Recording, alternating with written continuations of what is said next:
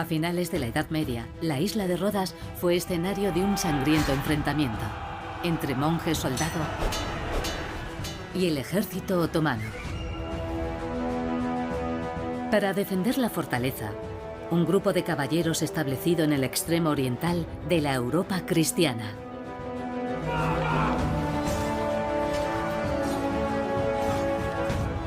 Rodas fue la primera línea de defensa contra el Imperio Otomano.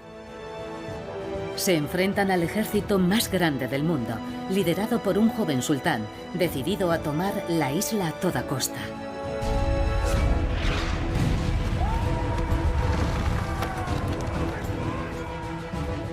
Quería afirmar su presencia en el Mediterráneo como un poderoso rival de los soberanos europeos. Lleva prácticamente todo su capital real porque quiere conquistar Rodas. Durante casi 6 meses, la ciudad fortificada librará una de las batallas más cruentas de la historia.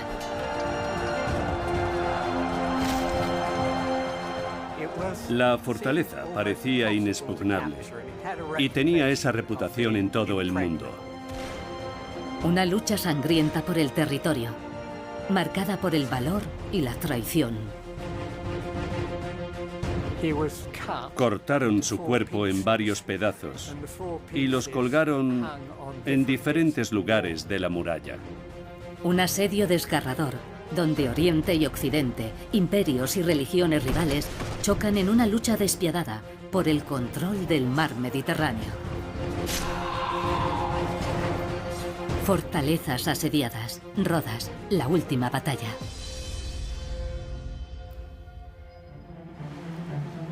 Junio de 1522. Cerca de 200 navíos otomanos procedentes de Constantinopla se acercan al puerto de Rodas. Allí, a pocos kilómetros de la costa turca, 100.000 hombres se preparan para desembarcar en la isla. Vienen a arrebatar Rodas de manos de los caballeros hospitalarios que han gobernado la isla desde principios del siglo XIV. Para ello, tendrán que conquistar su fortaleza, que muchos consideran inexpugnable.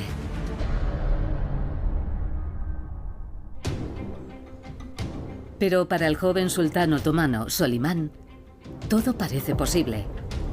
Tiene sed de conquista. Cuando muere su padre, asciende al trono como único heredero. Todos los reyes de Europa lo consideran, erróneamente, bastante tímido. Él quiere demostrar que es una fuerza a tener en cuenta. Los cristianos no imaginaron que podía ser un guerrero valiente como su padre, y se equivocaron. Un joven sultán debe atesorar victorias para afirmarse como soberano ante su pueblo.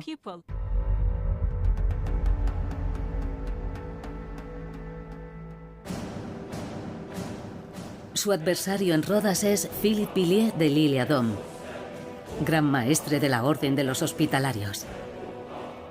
A los 57 años, procedente de una familia aristócrata, se le considera un diplomático competente. Pero es nuevo en el poder.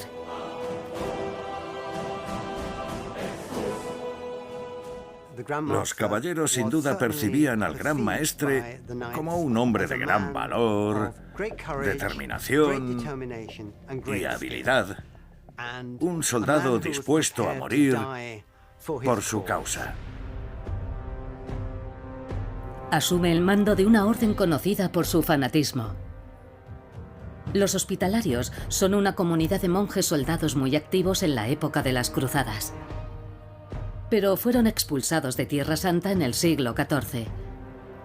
Hoy están asentados en la isla de Rodas. Establecerán un estado religioso donde como orden serán soberanos del lugar, tienen toda la autoridad y el lugar les pertenece. Con un puesto de avanzada católico en Oriente, que ahora es muy codiciado por Solimán. Están en la primera línea de la cristiandad. Hace varias décadas que son los únicos que avanzan hacia el este, hacia Oriente. En el momento del asedio, Rodas era la primera línea de defensa contra el Imperio Otomano. Era la piedra angular para mantener a raya a los otomanos. En 1522, el Imperio Otomano es la fuerza política y militar más poderosa del mundo. El imperio de Solimán se extiende desde el sur del Danubio hasta Egipto y el norte de África. Pero Rodas es una espina clavada en el costado del sultán.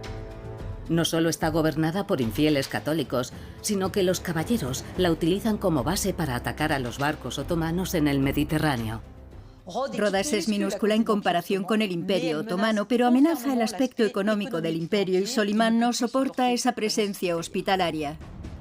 Hay otra razón para el deseo de guerra. Los hospitalarios han esclavizado a cientos de turcos súbditos del sultán. Resulta insoportable para Solimán, que ve violada su autoridad y su dignidad.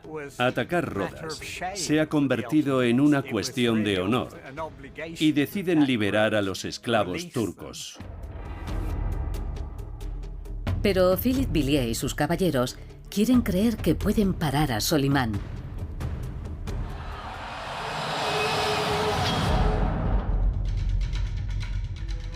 Los dos hombres lucharán por el Mediterráneo y por sus ideales.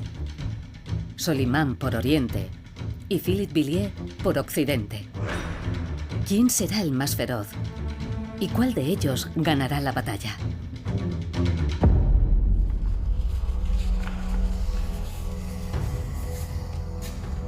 Dos semanas antes del inicio del asedio, el Gran Maestre recibe una carta del sultán ordenándole que entregue inmediatamente la isla y su fortaleza.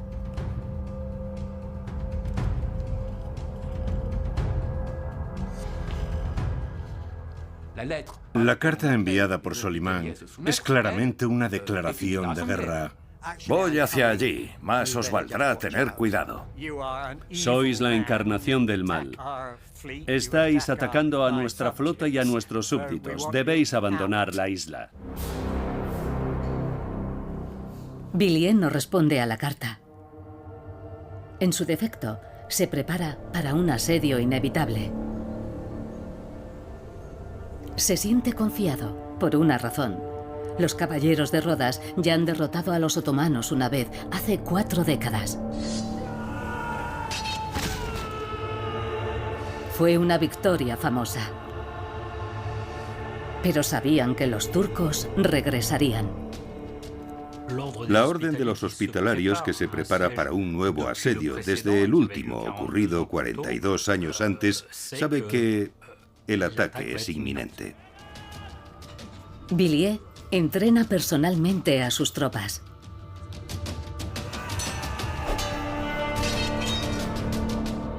Cuenta con 6.000 hombres, entre ellos 600 caballeros fanáticos. Junto a ellos lucha también un ejército mixto de mercenarios y 6.000 rodios. Ha vivido asedios y por tanto es, sin duda, un adversario de muy alto nivel. Se preparó para ese enfrentamiento.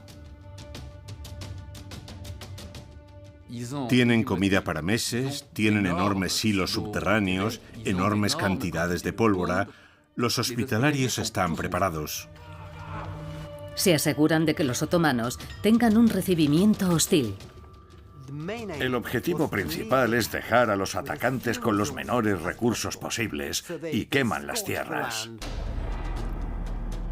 Villiers sabe que la flota otomana empezará por bloquear el puerto.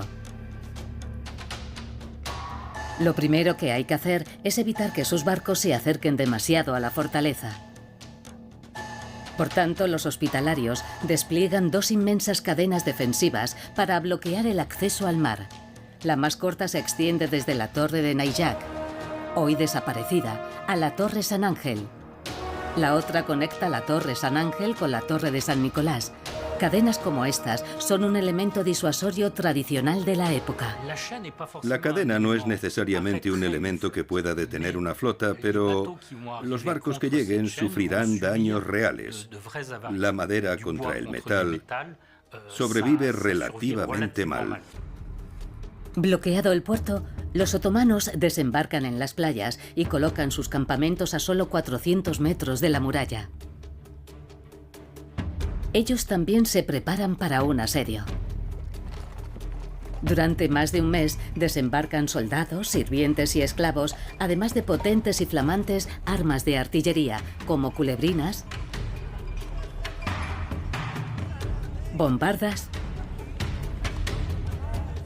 arcabuces y decenas de cañones capaces de disparar bolas de piedra de 272 kilos. La operación de gran envergadura se realiza a bastante distancia de la muralla. Los turcos no solo eran guerreros formidables, sino también excelentes logísticos. El ejército otomano es tan poderoso que puede atenazar la ciudad a una distancia de 3 kilómetros, de una orilla a la otra de la isla. Esta táctica militar está diseñada para encerrar al enemigo en la fortaleza.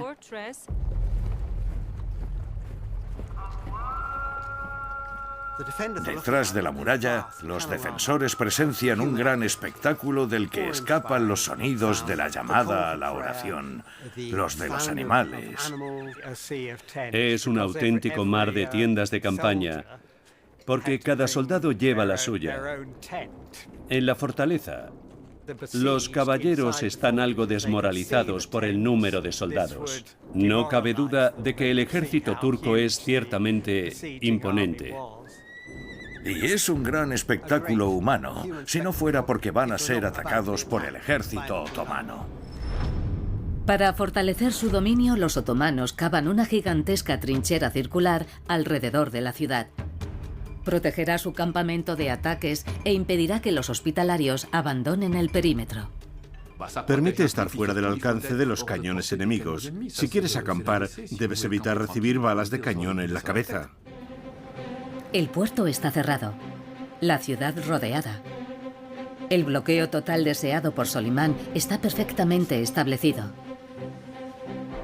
Hasta entonces, el sultán no se encontraba en el lugar, pero a partir de ahora su presencia será decisiva. A finales de julio, Solimán llega a Rodas acompañado de 5.000 soldados más, que se suman a los 80.000 que ya se encuentran en el lugar. Lleva casi todo su capital real a Rodas. Lleva su ejército. Lleva todas las fuerzas de las que dispone, porque quiere conquistar Rodas. Su llegada se celebra con disparos desde las embarcaciones. Cualquier asedio dirigido por el sultán en persona debe salir victorioso. El enfrentamiento promete ser desigual. Solimán sabe que se enfrenta a peligrosos caballeros. De hecho, ya derrotaron aquí a los mamelucos en 1440 y 1444, y a los propios otomanos en 1480. Podrían ser capaces de repetir esas victorias.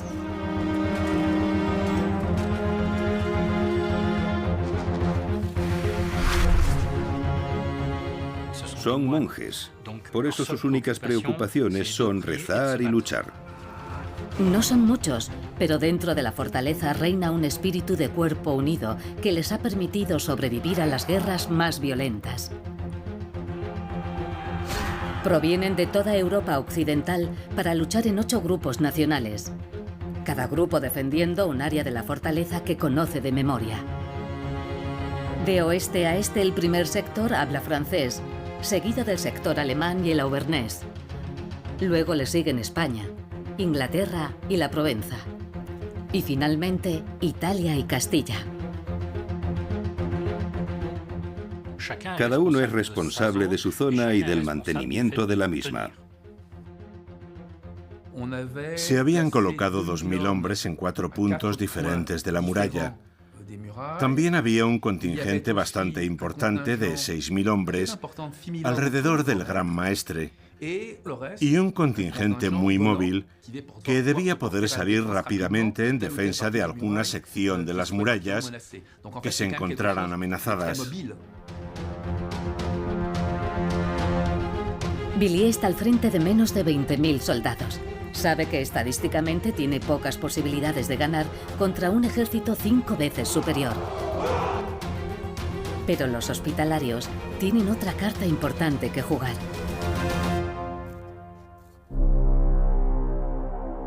La fortaleza de Rodas es un hogar, un refugio y una patria para los caballeros y los habitantes que viven allí. Es una ciudadela que saben defender.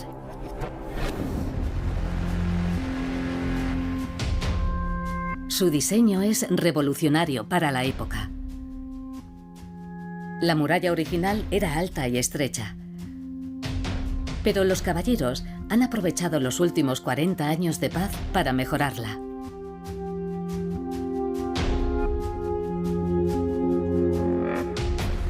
La muralla se extiende a lo largo de 3,5 kilómetros alrededor de la ciudad y está construida en ángulo para evitar las balas de cañón. Imaginemos la pared vertical. En la parte inferior tenemos una especie de contrafuerte empinado que hace que la bala de cañón tienda a rebotar un poco en él. La muralla estaba construida con piedra arenisca blanda. Cuando era bombardeada, la piedra arenisca absorbía la bala que quedaba incrustada en ella, sin que el muro se derrumbara. Rodas es considerada entonces la fortaleza más moderna de su época. Tienen un elemento defensivo que es físicamente muy sólido. El atacante afronta una situación muy complicada. En aquella época, Rodas es un laboratorio de ideas donde se desarrollan planes para una ciudad defensiva y moderna.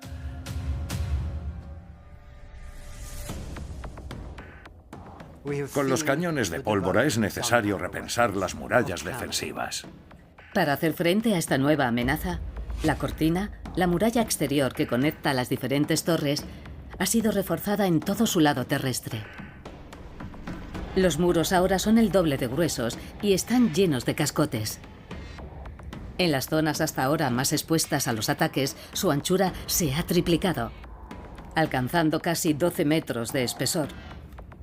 Ahora, la ciudad tiene diferentes anillos de murallas, con fosos a cada lado para crear un cuello de botella que atrapará a cualquier soldado que acceda a su interior.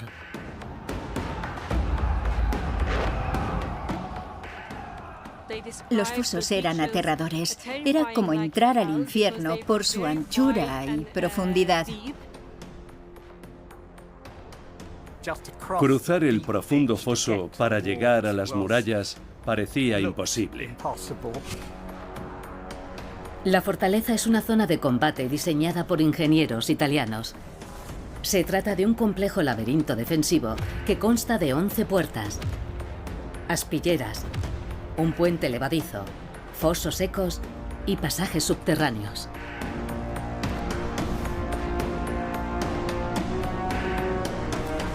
Pero la tecnología más innovadora es el bastión. Esta construcción está diseñada para resistir la artillería moderna y las minas. Mejora y refuerza las torres existentes que ofrecen a los defensores una posición ideal. Antes de poder llegar a la torre principal, primero habría que apoderarse del bastión, que es una construcción fortificada formidable, con soldados prácticamente hombro con hombro en puestos de tiro casi cada metro. Los caballeros han construido 5 bastiones tallados como diamantes, con ángulos muy pronunciados que permiten desviar los disparos. También permiten el fuego cruzado a lo largo de la muralla. Si un soldado se encontraba atrapado en el foso, podían dispararle desde varios ángulos.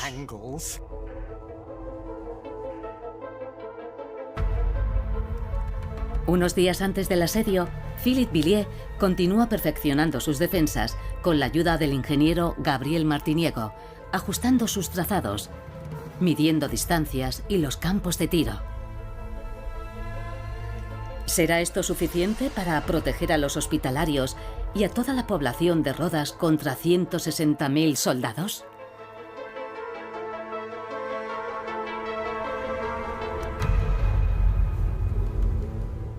En la colina, a las afueras de la ciudad, Solimán está cada vez más impaciente.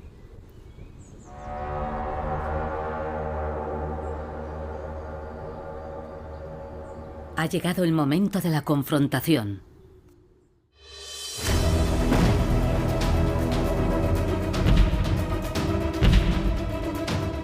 A principios de agosto los caballeros abren fuego. Villiers vigila desde los adarves más amplios que sirven de plataforma de artillería para unos 50 cañones. La característica principal es que los combates no son muy intensos. Se efectuaba un disparo cada 30 minutos y un cañonazo cada hora. Cuando los otomanos responden al fuego, cada disparo revela su posición. Al principio, la artillería de Rodas destruye la artillería otomana. Pero Solimán solo está probando las defensas de su enemigo. Los otomanos disparaban con cañones de pequeño calibre, que fueron pulverizados por los sitiados. Eso permitió a los turcos evaluar el lugar más eficaz para colocar sus cañones. A principios de septiembre, Solimán da la orden de bombardear a voluntad.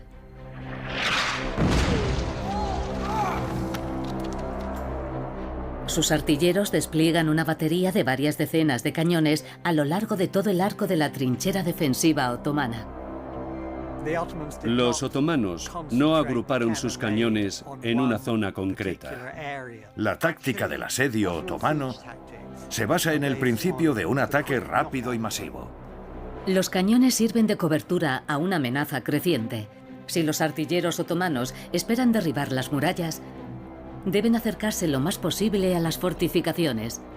Solimán diseña una compleja red de 4 trincheras construidas en paralelo a la muralla por 60.000 mineros armados con palas y picos, escondidos detrás de mamparas cubiertas con pieles de animales. Para poder avanzar, cavan pasillos entre las trincheras en forma de zigzag.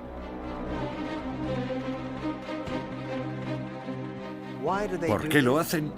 Si un soldado enemigo en la muralla apunta a un objetivo en la trinchera, es muy fácil tenerlo en la línea de mira y disparar. No es sencillo para los asediados abatir un objetivo. Sobre todo si está en una trinchera excavada en zigzag. A partir de esos pasadizos, imaginamos que cada 5 metros irán cavando poco a poco nuevas zanjas cada vez más cerca de la zona de la muralla.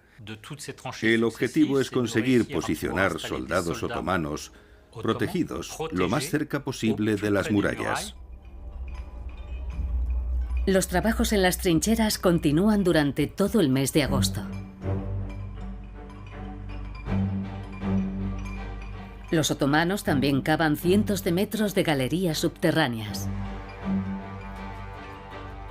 Su objetivo es llegar al pie de la fortaleza y volar la base de las murallas y los bastiones mediante cargas explosivas. Fueron llenando bolsas con pólvora y les prendieron fuego mientras retrocedían. Si la explosión funcionaba, toda una sección de la muralla se derrumbaba. Ese trabajo de socavamiento es el principal activo de Solimán. Casi un tercio del ejército otomano estaba formado por mineros de los Balcanes. Eran trabajadores increíblemente cualificados. Fueron la clave del éxito de los asedios otomanos. Los mineros intentan trabajar en secreto, pero los caballeros están atentos y no tardan en detectar la estrategia de los turcos. Deben actuar antes de que las minas exploten y derriben las fortificaciones. El gran maestre recurre entonces a Gabriel Martiniego, el cual ofrece una solución ingeniosa. Construye tambores, armazones de madera recubiertos con pieles y los coloca en el suelo esparciendo tierra sobre ellos. Con los movimientos subterráneos, la tierra vibra advirtiendo de la zapa del enemigo. Los mineros hacen mucho ruido cuando excavan.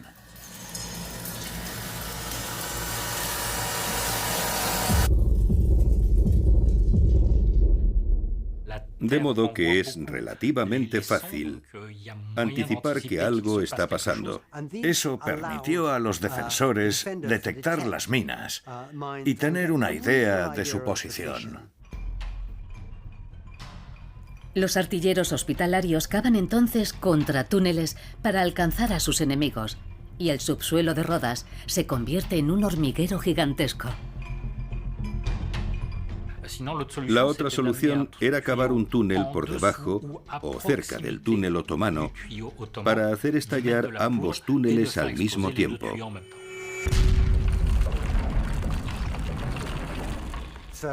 Este juego del gato y el ratón continúa durante todo el mes de agosto. Pese a ello, las labores de zapa de los otomanos se multiplican. Philippe Villiers está satisfecho. Han conseguido neutralizar decenas de túneles, impidiendo que las fuerzas de Solimán avancen al ritmo que exige el sultán.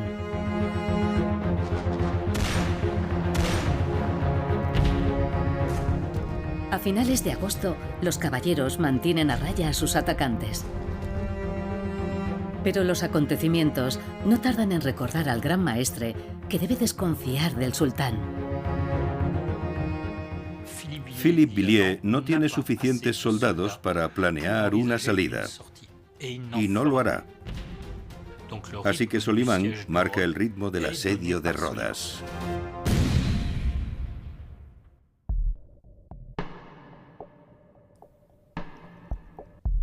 Tras 5 semanas de asedio, los habitantes de la fortaleza se ven sorprendidos por una gran explosión.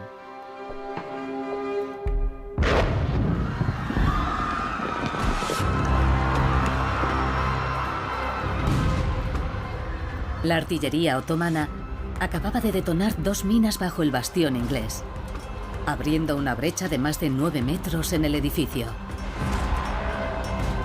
Solimán piensa que ha llegado el momento de tomar la ciudad y ordena a sus genízaros, los soldados de infantería de élite, que penetren la brecha.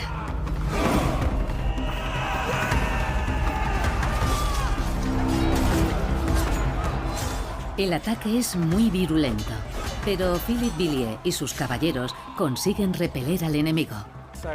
Así que, a pesar del éxito de las minas, no consiguen penetrar en la fortaleza. Esta es la primera prueba real de las defensas de la ciudad. Tras esta primera brecha, la inexpugnable fortaleza parece de repente vulnerable. El gran maestre lo sabe. Tras la explosión de las minas, los caballeros y sus esclavos tuvieron que trabajar día y noche para reconstruir lo que había sido demolido. Cuando hay que hacer reparaciones en una muralla, o cuando hay que llevar alimentos o pólvora allí donde escasea, la población participa. Toda la ciudad de Rodas asume la defensa. Durante varias semanas, los hospitalarios y los otomanos siguen intercambiando cañonazos. Los mineros turcos cavan túneles y aumentan el número de cargas explosivas bajo los muros de la fortaleza.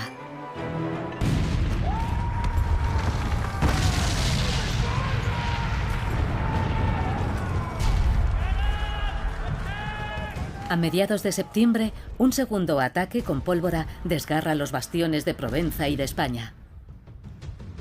Y una vez más, los hospitalarios oponen una férrea defensa.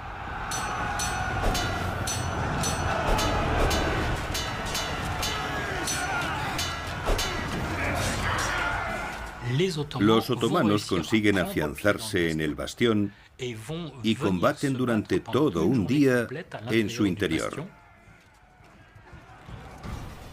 El bastión de España cambia de manos 2 veces durante el día. Es tomado, retomado, reconquistado y finalmente liberado por los soldados hospitalarios.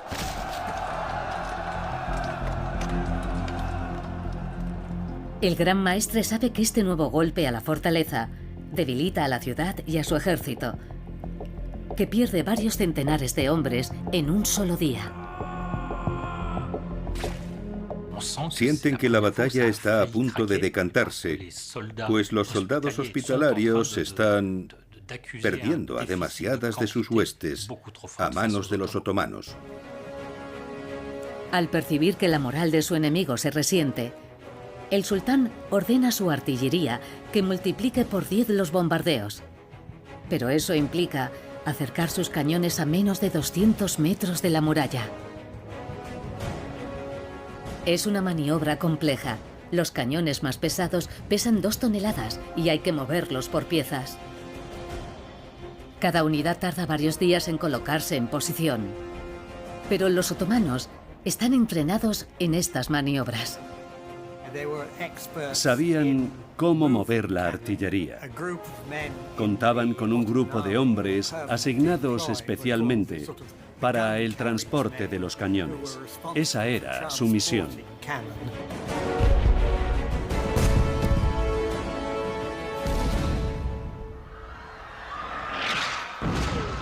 Los bombardeos otomanos arrecian sobre la fortaleza, pero a finales de septiembre, Solimán empieza a perder la paciencia.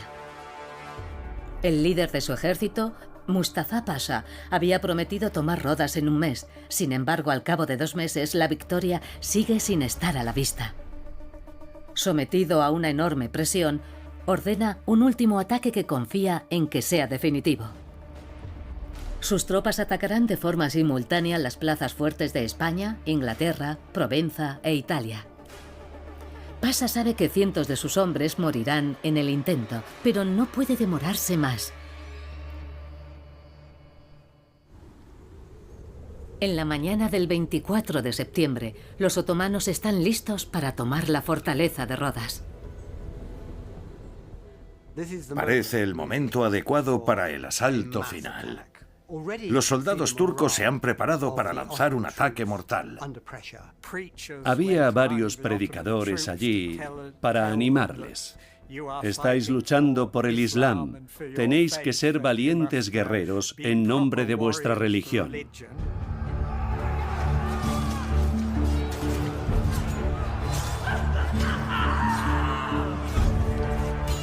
Pero ante un pueblo asediado, para el que la derrota aún no es una opción, esta maniobra impulsiva y suicida es un error táctico. Asistimos a 6 horas de encarnizados combates cuerpo a cuerpo. Con espadas y picas, los 2 bandos se matan de forma salvaje. Como notables soldados que son, los caballeros hospitalarios conocen a la perfección su fortaleza y saben cuáles son las mejores posiciones para defenderla. A ellos también les impulsa una fe extremadamente fuerte que hace que cuando están en el fragor del combate, todos sean formidables máquinas de guerra. Por tercera vez, los otomanos se baten en retirada dejando atrás cientos de muertos. En su diario, un humillado Solimán escribe una sola frase: el ataque ha sido rechazado. Después de este asalto, el jefe del ejército turco pierde toda credibilidad. Su enfoque no ha sido lo suficientemente efectivo y ha hecho fracasar el ataque. Para él mismo, es una gran humillación. Al día siguiente, Solimán condena a muerte a Mustafa Pasha por su fracaso. Al final, perdona la vida a su cuñado, pero le sustituye al frente de su ejército.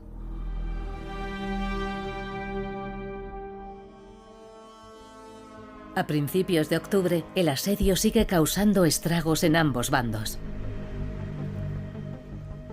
A pesar de las numerosas bajas, los otomanos no cejan en su empeño y la resistencia de los hospitalarios comienza a debilitarse. Tienen además un grave problema. Las reservas de pólvora empiezan a agotarse. Han utilizado demasiada para contrarrestar el trabajo de los zapadores turcos. El bloqueo naval otomano hace imposible cualquier esperanza de reabastecimiento.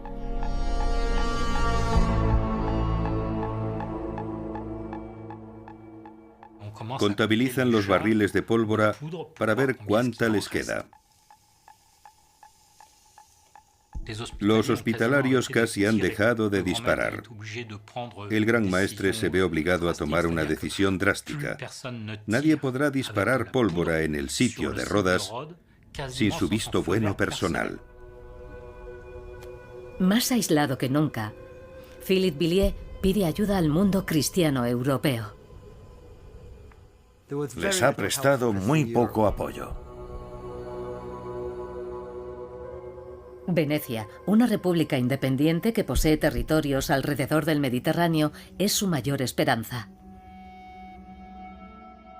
Los venecianos acababan de firmar un tratado con los otomanos, así que no podían brindarle su ayuda. El poder de Venecia se basa en el comercio marítimo, y los asaltos de los caballeros a los barcos otomanos son perjudiciales para el negocio. Venecia no tiene ningún interés. Quiere seguir en paz con los otomanos. Además, los hospitalarios no sienten ninguna simpatía por los corsarios. No contaron con ningún apoyo de la cristiandad, estaban bastante solos. A finales de octubre, el Gran Maestre tiene que rendirse ante la evidencia. Su ejército solo puede observar, impotente, cómo sus fortificaciones se van derrumbando una tras otra. Ante los problemas logísticos de la ciudad sitiada, Solimán se envalentona y acerca aún más sus cañones, esta vez a menos de 60 metros de las murallas. Los artilleros intensifican el bombardeo sobre las zonas ya debilitadas de la fortaleza. Los bastiones defensivos español e inglés están a punto de derrumbarse.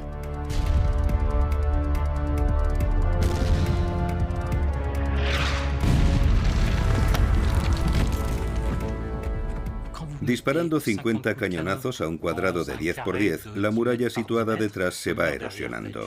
Hay que erosionar 8 metros de grosor, pero caerá.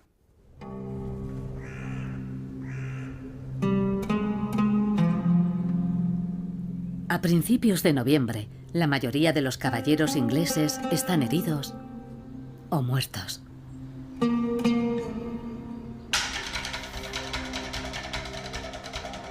El Gran Maestre sufre entonces otro duro golpe. Su ingeniero está inspeccionando las defensas de la ciudad cuando un artillero emboscado le dispara.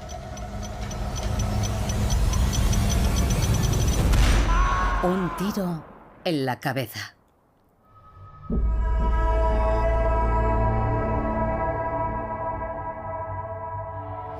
Milagrosamente sobrevive, pero tiene que abandonar el campo de batalla durante varias semanas.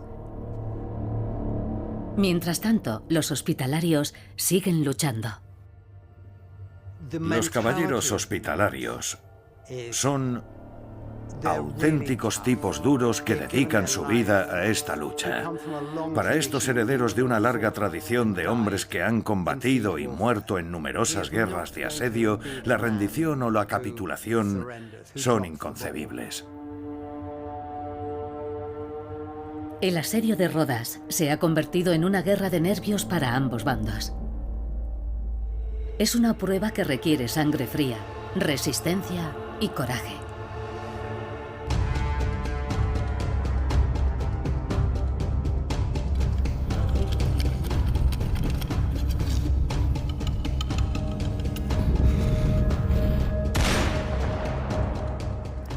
Se han cumplido 4 meses de asedio.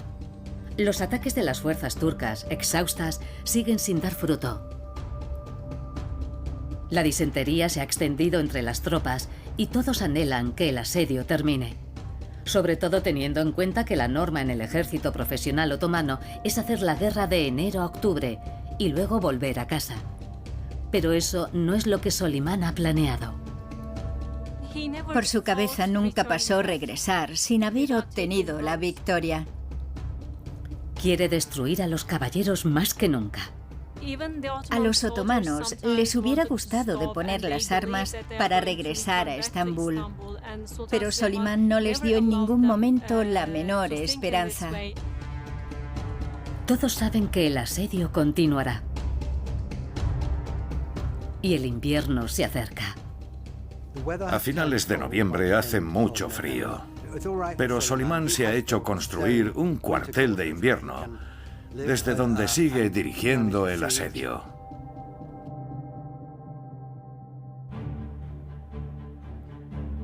Philippe Villiers esperaba que los turcos huyeran, pero ahora sabe que no van a echarse atrás.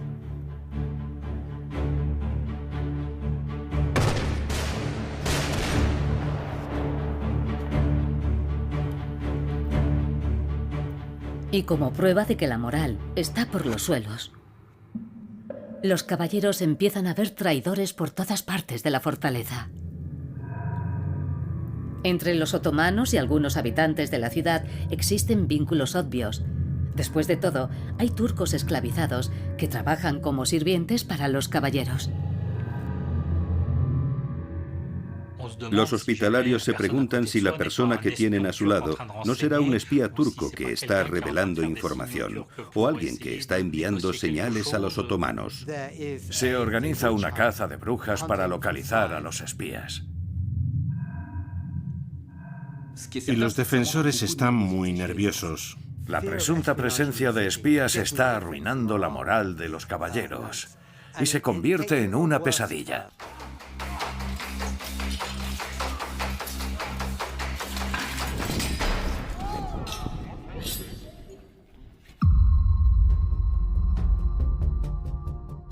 Andrea d'Amaral, un rival del Gran Maestre, es acusado de buscar la caída de Rodas. Su sirviente es sorprendido enviando un mensaje al campamento turco.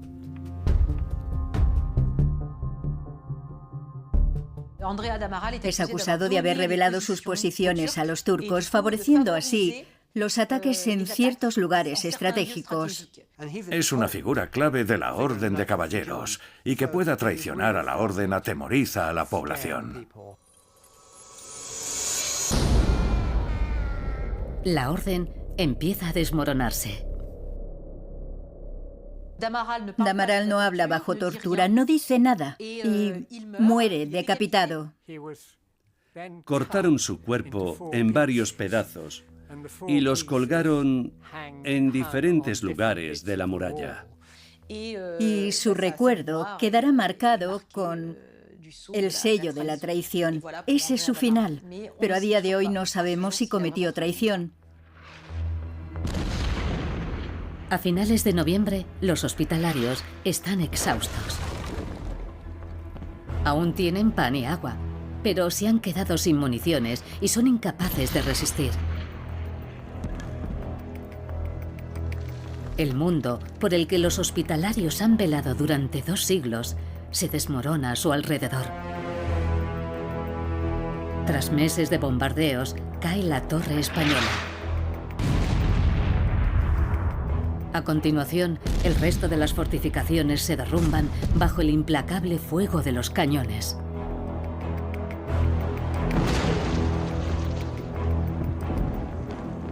Las murallas revelan enormes brechas. Casi todos los bastiones principales han sido parcialmente destruidos o arrasados. Pero luchar, cueste lo que cueste, está en el corazón de las convicciones de los caballeros. El Gran Maestre sigue negándose a deponer las armas.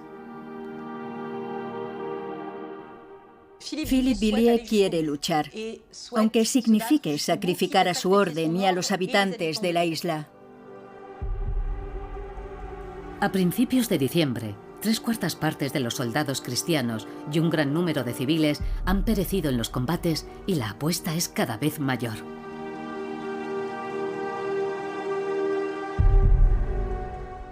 Y sopesan un asalto general, una invasión de la ciudad y una masacre del pueblo.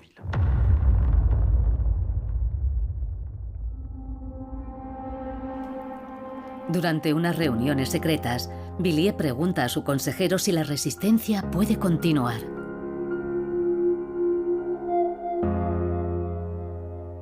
Según él, ya no hay esperanza de victoria, pero piensa que aún es posible encontrar una salida al conflicto. Que todos perezcan en un gran espectáculo pirotécnico de mártires y santos, o bien nos rendimos.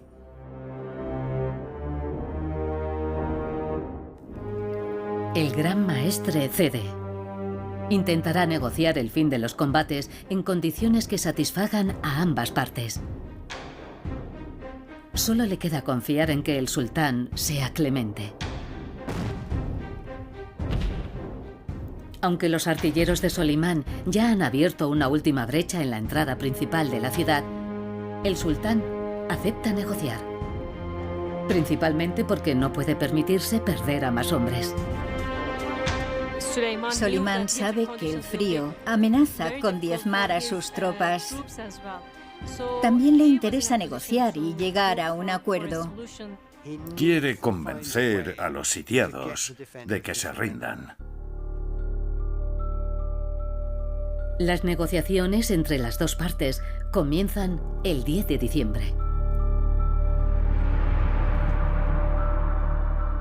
Entregar la fortaleza a los otomanos constituye un golpe cruel. Pero la propia orden no sale tan mal parada. Solimán, con su indulgencia de joven sultán, feliz por su victoria, les concede los honores de la guerra. No los matarán y podrán marcharse libremente. Pueden abandonar la isla con sus pertenencias, exceptuando los grandes cañones. El Gran Maestre consigue incluso la libertad de los 160 caballeros supervivientes y de los ciudadanos de Rodas que han combatido junto a ellos. El 19 de diciembre, ambos bandos llegan a un acuerdo. Aceptar las condiciones de la rendición fue una solución razonable para ambas partes. Tras 5 meses de heroica defensa por parte de 650 caballeros, la ciudad cae en manos de los otomanos. No ha sido una victoria clara y aplastante para Solimán. Sus tropas no consiguieron penetrar en la fortaleza, pero ha salido victorioso, aumentando su gloria como joven sultán.